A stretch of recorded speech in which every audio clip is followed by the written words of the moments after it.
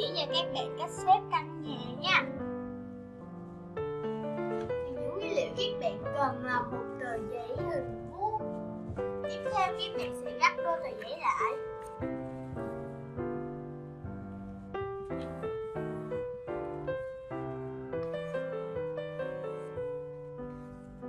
Các bạn mở nó ra và gấp ngược lại.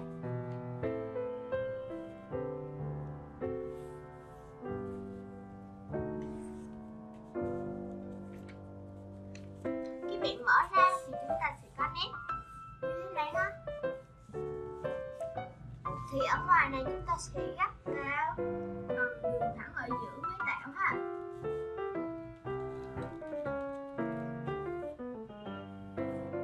Và bên này cũng vậy.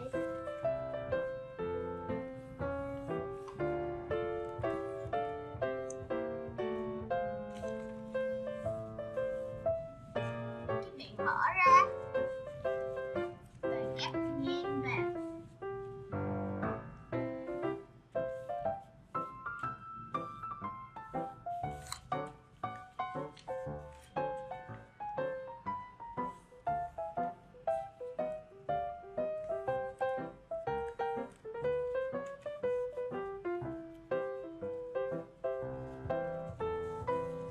Rồi các bạn mở ra và gấp phần này vào.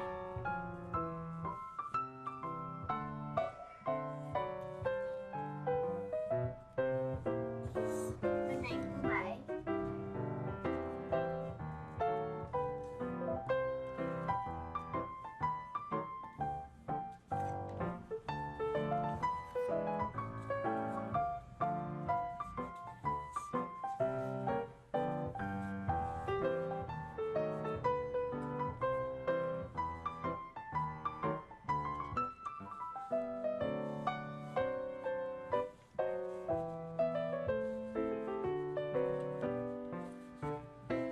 Bây giờ chúng ta sẽ gấp đôi nó lại, lật ngược lại và gấp như thế này ha.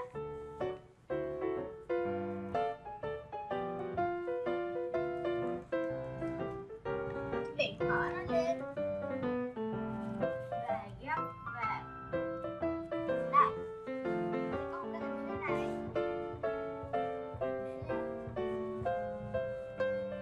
Và gấp vào. Ở đây có một cái nét sẵn ha.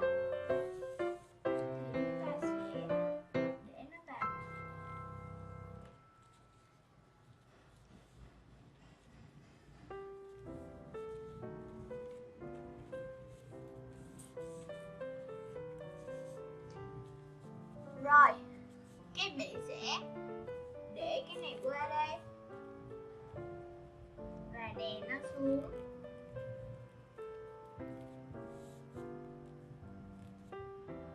Đây, bây giờ chúng ta sẽ để nó qua đây và đè phần này xuống nhé.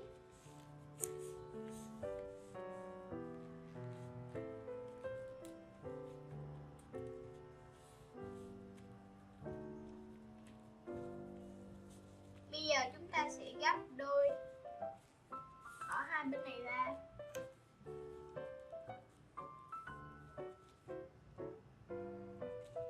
Và ngay đường thẳng ở đây ha.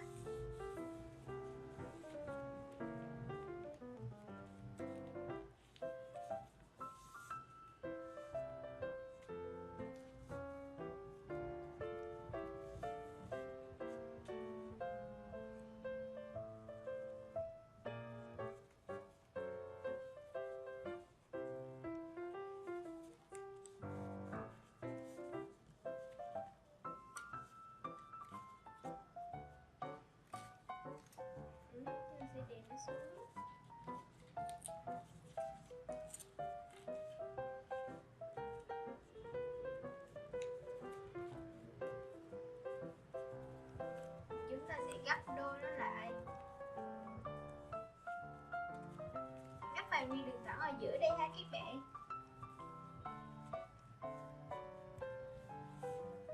Rồi chúng ta lật qua đằng sau. Vậy là xong một ngôi nhà. Bây giờ chúng ta sẽ dùng bút và vẽ cửa sổ nha. Cửa sổ và cửa chính.